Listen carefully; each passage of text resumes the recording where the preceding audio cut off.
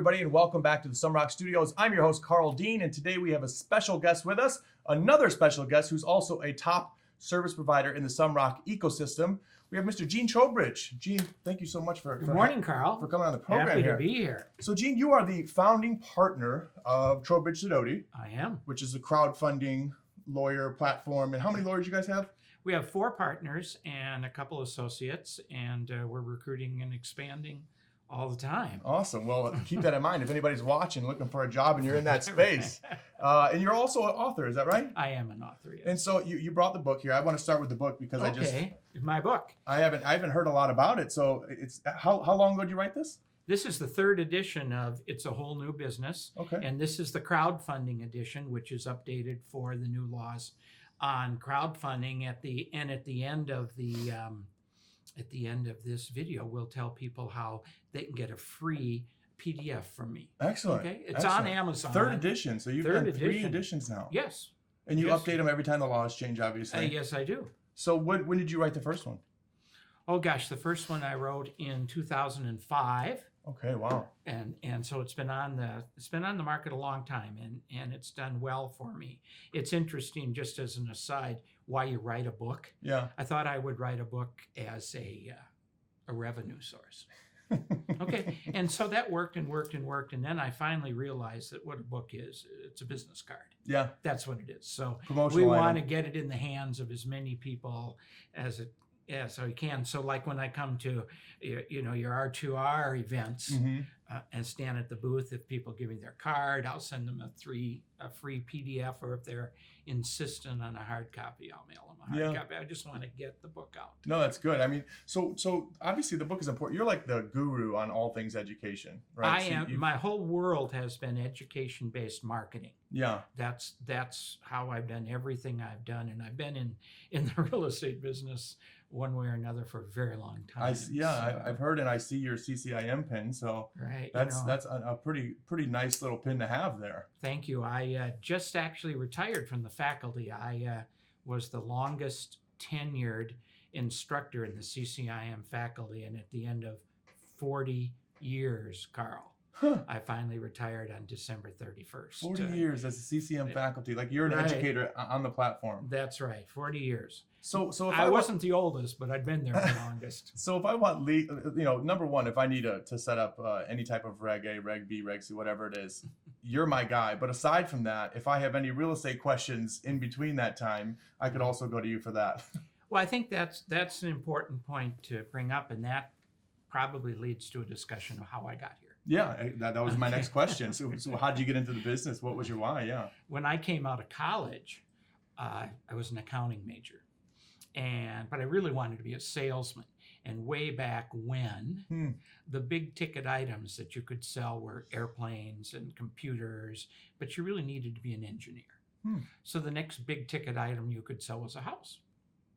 I was living in the Twin Cities, and houses in those days were $35,000, $40,000, and boy, if I sold a house and I made a 6% commission, I'd be doing pretty good, right? Yeah. So I went into the real estate business, started selling houses, and I was pretty damn poor at it. Very, very poor. Somewhere along the line, I was introduced to commercial real estate. And then I started taking my CCIM classes and got my CCIM, and left really the brokerage of commercial real estate after about 7 years and went full-time into syndication. So I actually was a syndicator for over 20 years. Wow. And I did a couple of multifamily properties. I didn't care much for the management. I did a whole boatload of self-storage. We built probably 2 million square feet of self-storage in the Inland Empire of Southern California. And you'll hear me say that the care and maintenance of partners sometimes will drive you nuts. So at a certain point in time, and I remember exactly what the event was, I had about 850 investors, and I had just sent out 2,000 K1s. at the end of that year, and there were no systems for there was you. no, yeah. There was Yeah, like there are. none of those other back office Mhm. white label systems, so you had to do everything yourself, and it came to be a challenging time where I need to either grow and be bigger, or probably stop doing that. Mhm. So I went home and talked to my wife, and I said, I've always wanted to go to law school. I was 45 years old. Really? And I said, this is great. I've got 16 funds that are working. I've got management fees. I've got equity built up. I've got all sorts of revenue. I think I'll see if I can get into law school. And if it takes me 2 or 3 years while I do my job, that's fine. Got into a law school, and I was done in 2.5 years and passed the California bar the first time. Wow. First time I took it. And took me 3 or 4 years to really get full-time into being a lawyer. Carl, I didn't expect to pass the bar the first time. Yeah, I can't believe you did that at 45. You just said, hey. Yeah, I can't believe it either. So I figured, okay, this is what's going to happen. So anyhow, I passed and I started, and eventually, just as Trowbridge and Associates, I started syndication law. That's the only thing I was going to do. I wasn't going to do divorces or family law or criminal law. That's why I went to law school, to take the skills I had as a syndicator and what I've learned on the real estate side and working with other attorneys who represented me and take it and mentor and build a practice. Yeah. So that was 20 years ago. Couple ago years now. ago, right? 20 years ago now. So really, my first 20 years in the business was brokerage and syndication, and then 20 or 25 years now we've been in the law practice. And 2014 was when the Trowbridge Sidoti system got set up. So we've been doing that now for about 5 years. It's pretty exciting. Really? Okay. Yeah. So, and how long have you guys been sponsoring with Brad? Oh, I've been sponsoring with Brad. I mean, you've been definitely one of the top service providers for as long as I can remember. Before I had Trowbridge Sidoti, I've written some offerings for Brad. Okay. I've written offerings. I still write offerings when Brad invests with other people from the group. And, when Michael Becker and Brad were doing stuff, I was writing their offerings. So I met Brad and Jen before they were married. Oh, really? And spent a lot of time with them. And it's been a real good relationship. That's awesome. Yeah. That's great. You guys definitely have a great relationship. I know I've seen you around the space and many different events and venues and whatnot for several years. So I know you're a veteran and you're definitely the go-to education guy. We try to be at everything that we can. Well, I'm sure it helps. I mean, it's definitely paying for itself. I mean, the book helps and kind of how you guys are set up. Sure. This is definitely the time to be in that space. Yes, it is. Our firm, I'm pleased with the firm. We just had our quarterly review on the day before yesterday, and we have now surpassed 500 unique clients, 750 unique offerings, and this is just since 2014. And as of yesterday, we were at $3.7 billion in equity raised in the offerings that we've written since 2014. That's a pretty nice accomplishment. We're right up there in the top for our type of a law firm. Certainly there's Wall Street law firms that do more, but our type of a law firm, we really compete with everyone. Yeah, especially down here in Texas. And nationally. Yeah. We go everywhere. We can do everything. We've got a Florida attorney. We're recruiting Texas. We have Arizona. We have Utah. Of course, California. So we're expanding. What made you get into the education side of the business? Is just you have a passion for teaching others, or just passion for learning and trying to share that knowledge? Or my parents were teachers. Really? And so that makes sense. That made sense. When I got my CCIM designation, the fellow who gave me my pin, who was the president of the institute, had my dad as a teacher. My dad was a band director and had my dad as a teacher. And he said, we need to get you on the faculty. Wow. And I said, well, I don't know. Yeah. I'm trying to be a broker here. Well, you need to get in the faculty. You can do that. And so I did. 40 years. That's wild. 40 years. And I could still do it, except my law practice is booming. And quite honestly, I'm looking for a little more free time. Yeah. And those courses are a week at a time, and you take 5 or 6 weeks out of your year to do that, Yeah. to be a real participant, and it screws up your vacation. Yeah, you get the wife starts tapping you on the shoulder saying, all right, maybe we just trim back a little bit. Maybe we do, because we're empty nesters now, and we can go and do things. Yeah. And you're based out of California, right? I am, Orange County, right. Oh, nice. Laguna Beach area? Not really. It's Lake Forest, Okay. Mission Viejo, right down the road from the John Wayne Airport toward San Diego. I moved to California in '79 from Minnesota. I'm a Minnesota Gopher, born and raised in the Twin Cities, and happened to marry a California girl. Lucky guy. Yeah, I don't know how I got to California, but that might be part of it. California girls never leave California, you know? No, I actually met her in Minnesota, and she Really? had come from California and went to college and was a school teacher in Minnesota. And then I met her, and she said, we've got a spring break coming in February. Let's go to California. Oh. So I never been to California. Let's go to California. Pretty Let's move to mind-blowing. California. Pretty mind-blowing your first time, right? I love California. More for the taxes, I'd be there. Yeah, well, that is the truth. So anyway, my path to where we are at Trowbridge Sidoti is a strong real estate path. Yeah. And I use that when I work with clients. I'm always very interested in the deal before we get to the offering document, and I work one-on-one with my clients. That's good. That's. I mean, young guys, especially guys like myself, getting into this business, a couple years ago, I always need that guidance. I always want to work with somebody who can help guide me, not just somebody who knows one specific, area of expertise, but somebody who has a lot of experience being in this business for years. Because I need the coaching, and a lot of the students, I'm sure, need the coaching as well. So well, that's right, and I think maybe at the end of this session we'll talk about mistakes, and Yeah. I can probably bring one or two that came from my syndication career as opposed to just watching my clients. Yeah. So that'd be okay. Very interesting. So so let's talk about some of the do's and don'ts. Okay, so there's a lot of things that people do that kind of get what I call loosey goosey in the gray area these days, with social media and the way people are advertising, stuff like that, and I'm sure you see it. Let's see it. I really want to. I stand at a booth at your events. Someone walks by, I give them my card.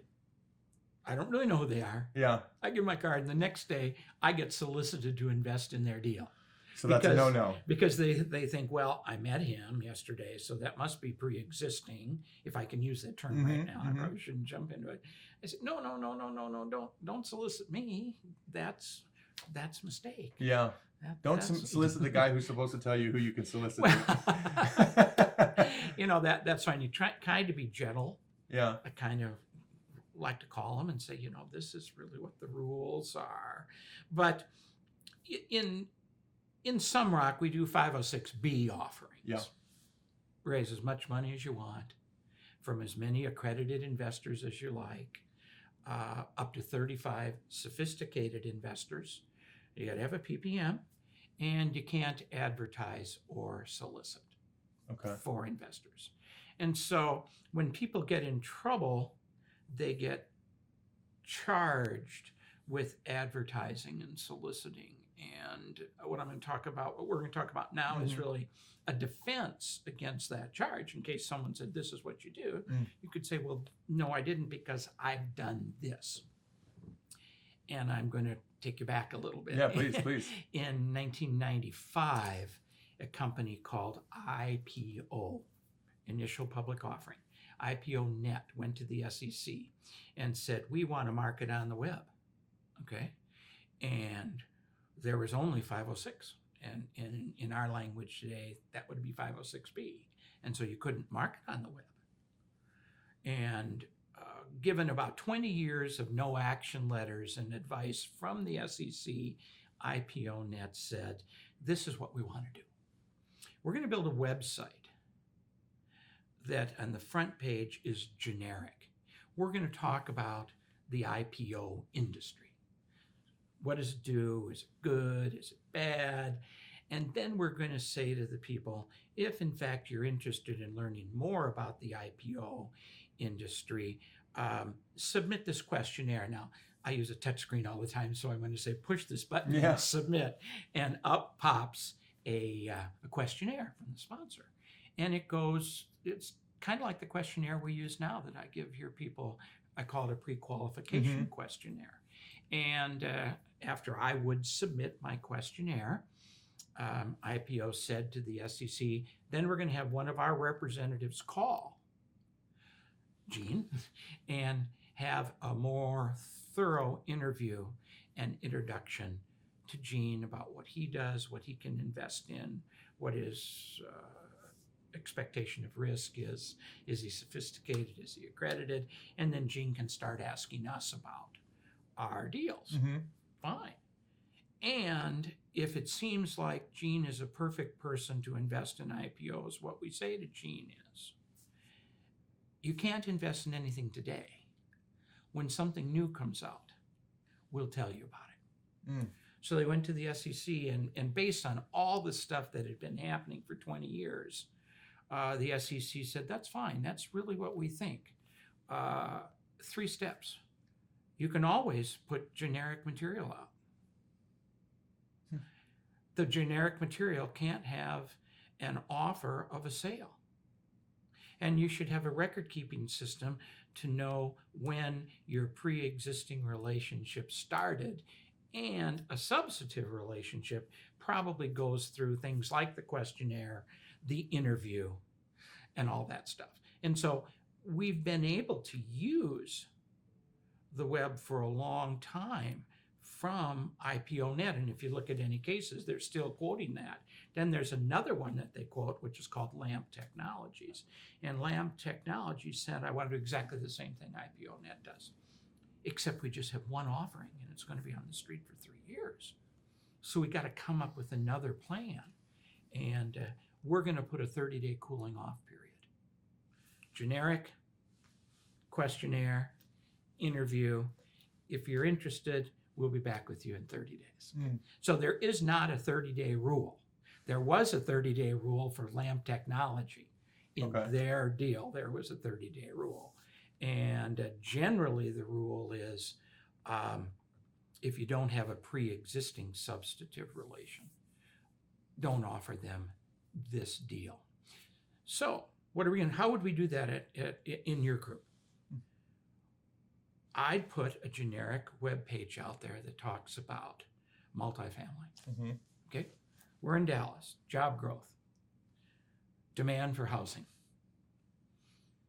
We put together a team that has seen the demand for housing, and we have some approaches that we're going to attack that demand and provide value for tenants and provide value for investors. If you want to learn more about it, click here. And then I would have the pre-qualification questionnaire come up. The people would fill out the pre-qualification questionnaire. Someone from the sponsor's office would call the person, talk to the person, take some notes. And all this is recorded, because if you're going to keep a database, you'll know when you add that person to your database, there'll be a date stamp. And if you're ever asked, well, when did you meet that person and when did they invest? Well, I met the person in August and they invested in our next deal in October. I met the person in August and they invested in the deal we were offering right then, you're screwed. Okay? Because it has to be pre-existing and substantive. Yep. So take some notes and put it in there, and then you're okay. But to walk through the halls at an R2R event or the next big one you have coming up, and just meeting people out in the hall and trading cards, and then soliciting them probably is problematic. Yeah, and okay? we're not. You guys teach that. Exactly. You guys say exactly. no soliciting. That's what I was going to get to. Is no our soliciting. point is we're not harping on anybody, and he's not harping on it. It's we're trying to protect the investors. We're trying to make sure. We're not trying to scare anyone. Yeah, no, it's all about making sure that you're educated enough to protect yourself, and it's we don't want the SEC knocking on doors of the students. And so in order to make sure that you guys are educated, we do these type of interviews and these type of shows to make sure that we talk to the experts and give you guys the knowledge that you really need, which is important, right? Nobody wants the SEC knocking on the door. That's a good point. So what are the odds? I mean, how does the SEC crack down? Do they crack down on mom and pops a lot, or is there any stats on that, or how many arrests or how many charges a year? I don't have anything Okay. like that. We track their no action letters. We track their cease and desist orders, but I don't really have any details on that. But I will tell you how they find you. You know, their travel budgets have been eliminated. So they sit at the computer and they search guaranteed returns. They search words like offerings. They search Facebook. They know a lot about what's going on in the computer, and then they come right to you. I have recently had two. This week, we're filming on a Thursday. This week, I have had two solicitations who came to me from people I absolutely don't know. And I'm having to be careful in going back to them and criticizing them now, because I'm seeing more and more 506C offerings, not from Brad's group, but when someone solicits me and I don't know them, the first thing I have to do is I say, well, I wonder if this is 506C, because, you know, in 506C, someday Brad's people will do that. And I want to talk about why I think they might want to do that. In 506C, Carl, you can solicit. You just have to make sure that your investors are accredited, because you're going to find investors that don't know you. You don't know them. They don't know you. So we just have to make sure they're accredited. Why? Because accredited people are rich and smart. They can make up their own mind and their own decisions.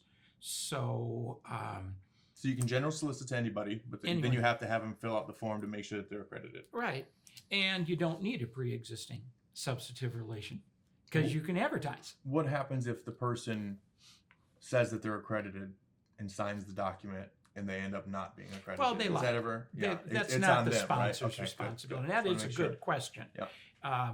If in fact they were to come after me and say, you put me in this deal, you knew I wasn't accredited, and I held out the accredited verification that they signed. You know, what's their argument? That's it. Okay, gotcha. They lie to you, and I think that's important.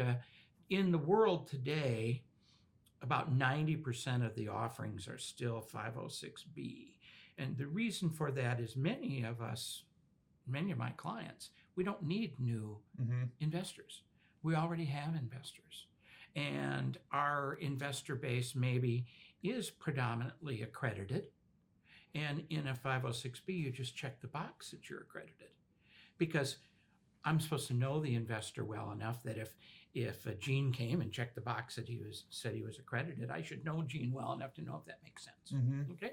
So if you've invested with me before and you're used to just checking the box that you're accredited, why would I go to a C and put you through all that routine? Yeah. I know my clients get kickback from their investors if they do that. So that's kind of a marketing issue you have to deal with. But you know, in your group, when you look around the room, there's a lot of accredited investors in Brad's organization, and you don't know all of them. So you really could. Some people are going to come up and do a C here pretty soon and still market totally inside of Brad's group. Very interesting. Yeah, there's over 80% of the investors in the group are accredited, I think. I know. Yeah. Then you don't have to worry Students about all anyways, this stuff. Yeah. And the last statistic I saw, Carl, is there are 16 million tax returns that would lead you to believe that those people are accredited. So it's a huge market. And why did they even go with 506C? This is a Jobs Act a while ago. When I was syndicating, I sold all my deals through a broker-dealer community. Okay. And so the broker-dealers knew all the investors. I didn't have a relationship with anyone. And but the reps did. So there was no solicitation. There was no advertising. Everyone who invested with me was in a Rolodex of securities brokers. But if I was raising my money myself, how many accredited investors would I know? Not 16 million. No. And how many accredited investors would know of my offerings? not too many. So Congress said, why don't we let Gene go out and tell the whole world of accredited investors what he's doing? And why don't we let all these accredited investors find Gene's offerings? Because what we're trying to do is we're trying to promote capital formation, job creation. And we just don't do real estate. We do biotech, we do racehorses, we do educational platforms. We do a lot of things that aren't real estate. My personal business is almost exclusively real estate because I'm the Reg D guy. But when you get to Jillian, who's doing a lot of Reg A stuff, a lot of it isn't real estate because it doesn't fit. It's blind pool. It takes a while to get it approved, takes a lot of money, and so it doesn't fit the typical real estate deal. So anytime you pool money and you syndicate, you still have to follow the securities rules. So it all comes back to why did they come out with 506C? So that accredited investors could find opportunities to invest their money, and hopefully those opportunities would create jobs. And that's exciting. So when you have a 506C, is this like these like GoFundMe or crowdfunding platforms? Sure. They're all running that 506C? Yeah. And they can have multiple offerings? Absolutely. Yes, absolutely. If you go on the web and Google crowdfunding platforms, you'll find some of the ones that you and I know about that really are in, I'm going to use this term, an MLS of offerings. You want to find out what houses are for sale or what apartments are for sale. You go to the MLS, you see all these listings. Well, if you go to some of these crowdfunding platforms and you sit down and you have a glass of wine and smoke your cigar, you might see 20 different offerings. And so Are they all separate? They're all separate. 506s? They all have to be 506 because I'm sitting down looking at a deal and I don't have any idea what it is. But they're each individually a separate 506. So that's got to be a little bit of a hassle on those guys on the front end to put all that together.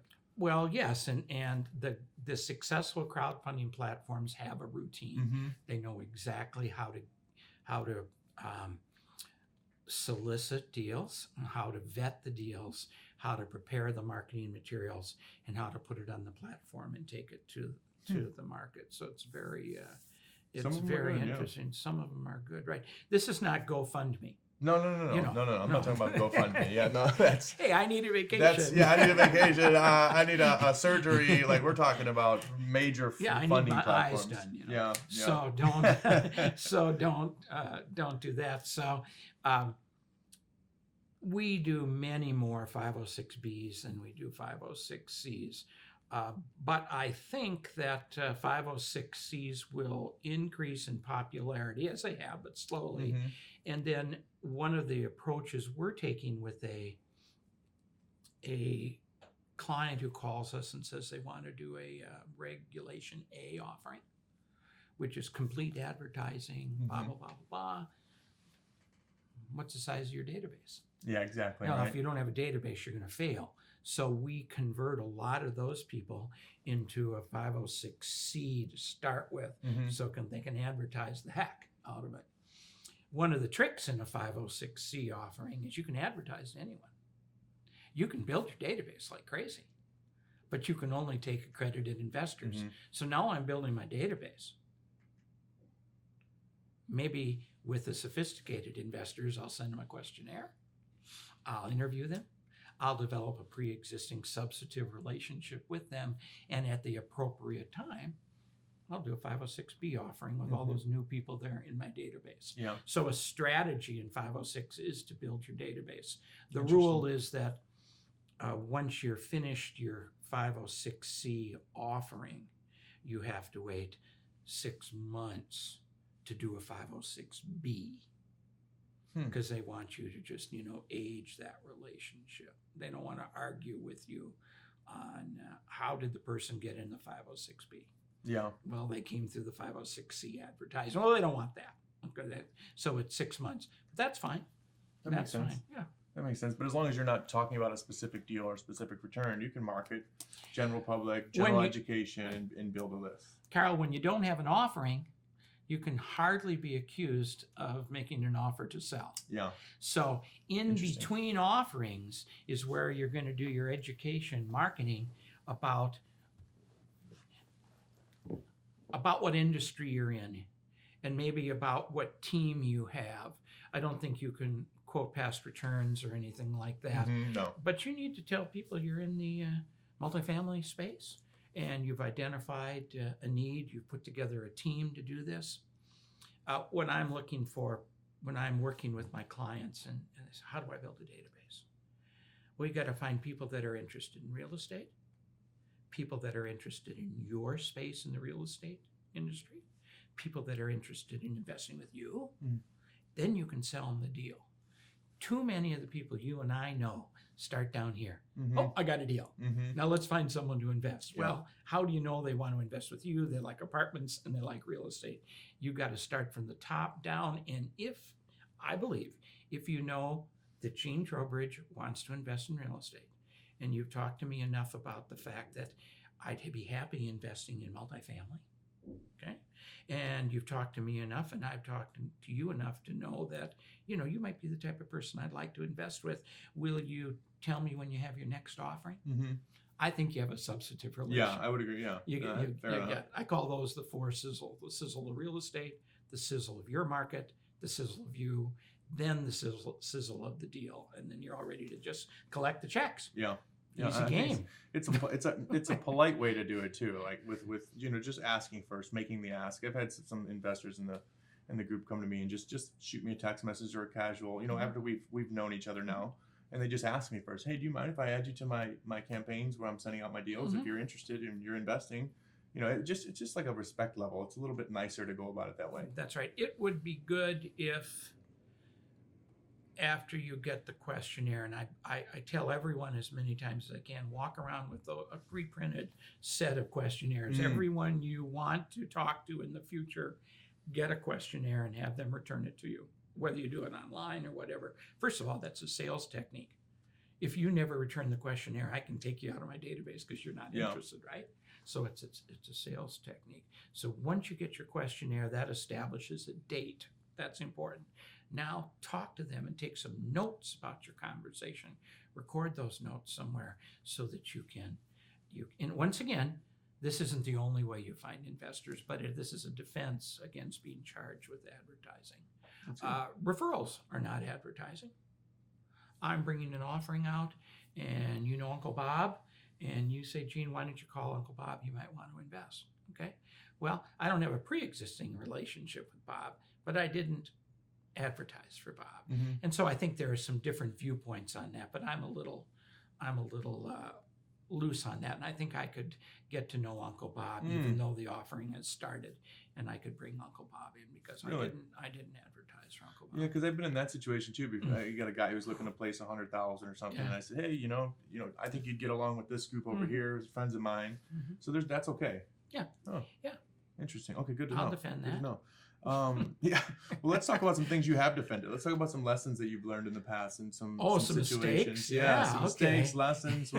I'm going to mix these up, and the audience isn't always going to know which ones I made, and which ones my client made. Okay, good. But I'm going to start with one I made. Okay. And it does really apply to what I see is going on today in your group, and I'm involved with all the groups, and I see the same thing everywhere. The mistake I made once is I was going to a conference, big conference. It was an international financial planning conference. There were going to be all sorts of financial planners there, stockbrokers, and I needed a deal. I was going to stand at my booth for 3 days and have people walk by, and I needed a deal. So I rushed. I rushed my due diligence. I rushed to get a deal, which didn't turn out to be the best deal of all times. And so the mistake for all the people that are listening here is you don't always have to have a deal on the street. Don't make that mistake. We've got your event coming up here, the big event coming up, our NABR2 events coming up. Don't think you absolutely have to have an offering when you walk in that room. First of all, you're not supposed to solicit there, but you don't have to have an offering. Wait till it's right. And I know that's a mistake, and I see that. Interesting. I never thought about that. People rush and try to find a deal for the next event. Yeah. Yeah, the Department of Investor National Conference is what you're talking about. Obviously, Mhm. you're going to be there talking as well. So you got some time on stage there, and I'm looking forward to that. That's going to be a big conference. You got over 1,000 people for that event this Yeah, year.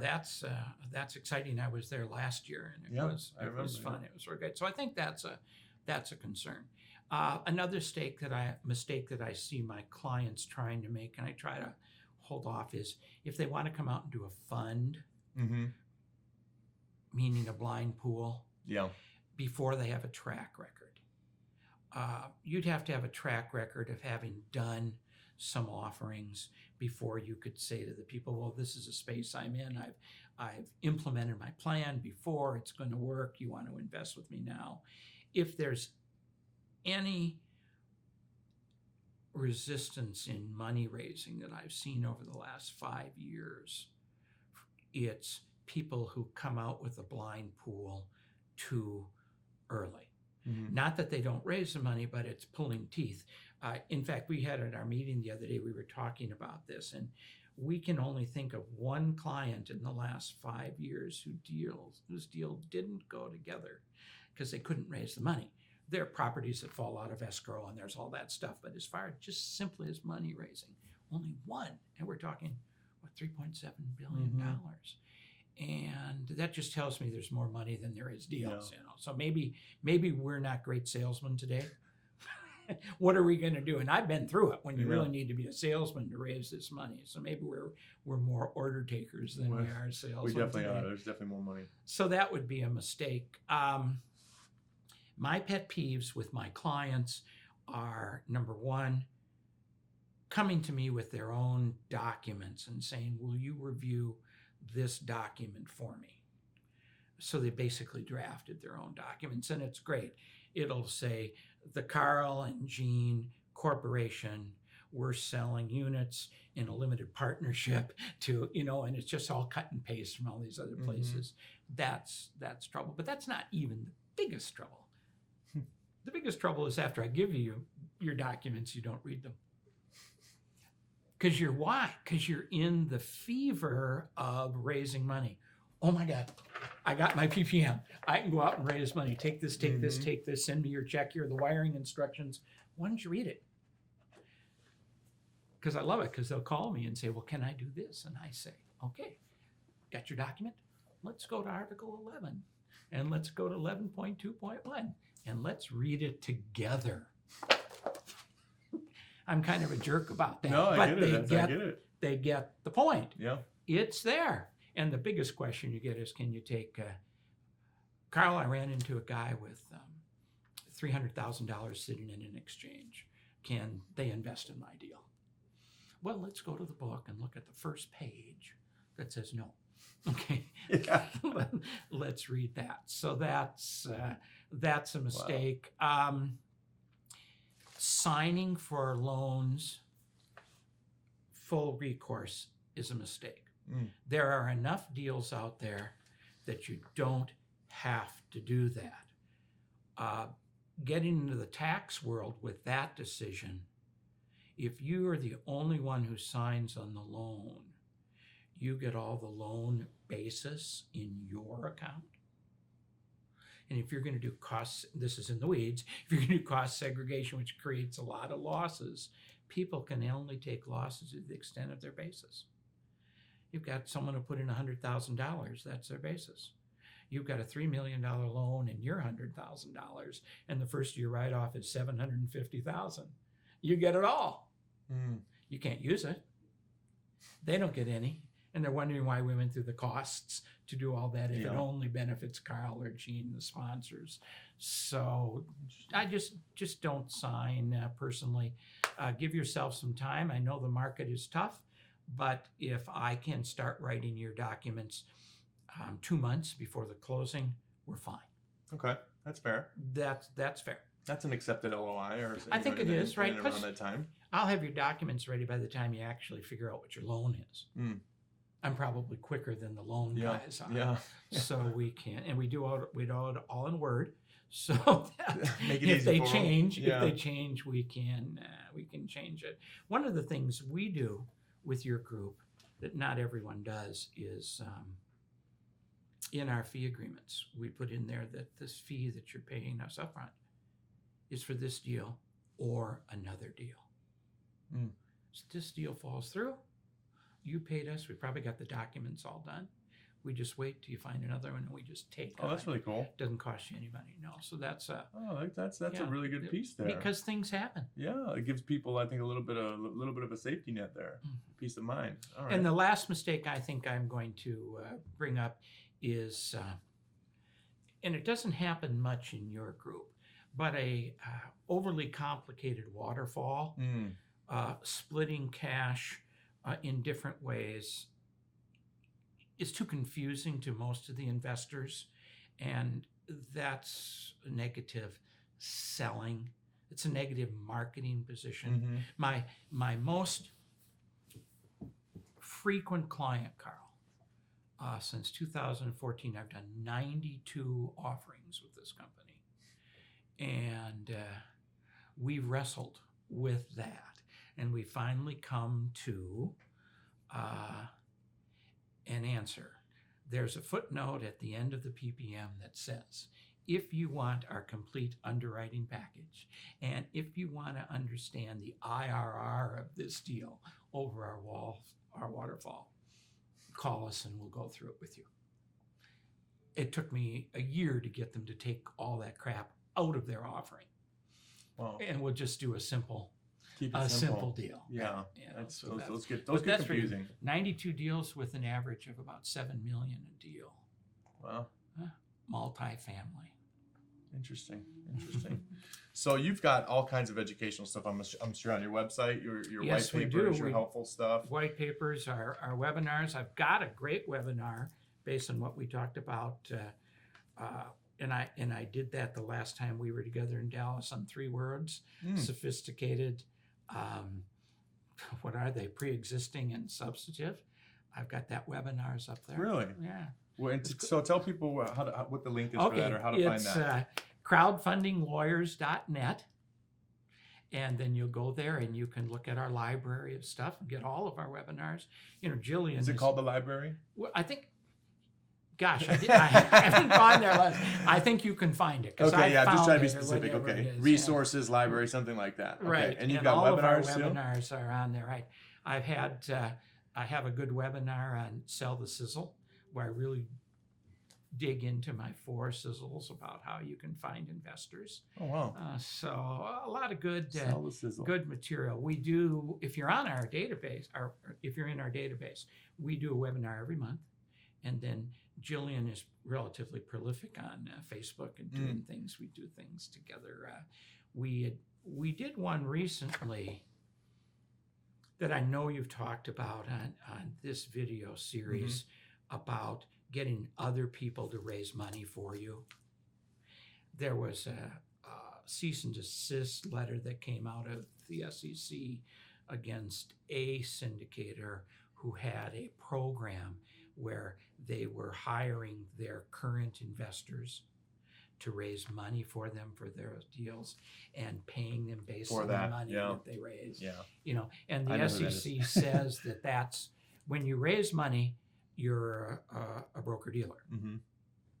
But if you're an unregistered broker dealer, you're screwed. You're really in trouble. So all those people, it's very, very, very painful if that's what happens to you. So don't do that.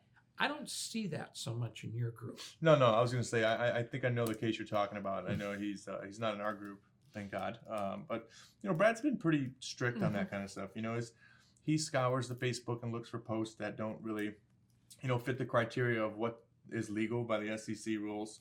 And he's pretty adamant about making sure that everybody is very conservative on their underwriting and very conservative in the ways that they try to. No, I think he protects. He protects the does group his best. that way. Yep. I will tell you that your members, just like members of all other groups, are great tattletales. I get half of the improper solicitation stuff that I see from other people who say, "Hey, Gene, I got this. Is this okay?" I know what they're thinking. They're thinking, "Well, if that guy can do it, I can do it." Exactly. Tell me that this is okay, right? And I have a whole file of emails that I've just collected that are, my best legal advice. Yeah. Don't do that. All the gray area. Don't do that. Okay. All right, Carl. So let's talk about the book now, because you said you were going to give away a PDF, and I'm sure people want to see that third edition. It's a whole new business. Book All about crowdfunding. Send me an email, gene@crowdfundinglawyers.net. And all you have to do in the subject line is put PDF of your book, or probably PDF, because I'll figure that out. Okay. Okay. And the book, if you had to give me the elevator pitch on the book, it is all things syndication and what it takes to abide by the rules and how to raise money. Yes, it is.